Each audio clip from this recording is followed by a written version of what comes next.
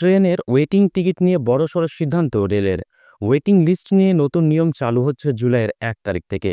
দূরপাল্লা বা মাঝারি দূরত্ব ভ্রমণের জন্য 2 মাস আগে থেকে সংরক্ষিত টিকিট কাটার সুযোগ পাওয়া যায়। অনেক ট্রেনের ক্ষেত্রে বুকিং শেষ হলে লম্বা হতে থাকে ওয়েটিং লিস্ট। কিন্তু এখন আর যত ইচ্ছা টিকিট কাটা যাবে না। নির্দিষ্ট করে দেওয়া হলো ওয়েটিং লিস্টে টিকিট কাটার সংখ্যা।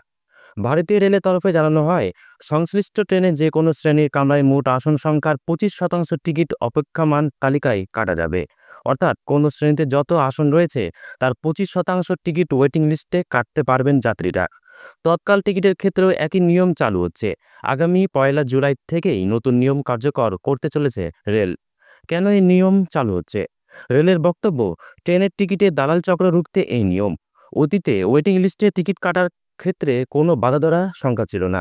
জোন ভিত্তিক সেই সংখ্যা নির্ধারিত হতো। কোথাও 300, কোথাও 400 পর্যন্ত ওয়েটিং লিস্টে টিকিট কাটা যেত। তবে এবার আর তা সম্ভব নয়। জালিয়াতি রুখতে আরও কিছু পদক্ষেপ গ্রহণ করেছে রেল। বিশেষত তৎকাল টিকিট কাটার নিয়মে বদল আসছে। এদিকে আগে ট্রেন ছাড়ার 4 ঘন্টা আগে কনফার্ম লিস্ট প্রকাশ করা হতো, এবার তা করা হবে 24 ঘন্টা আগে।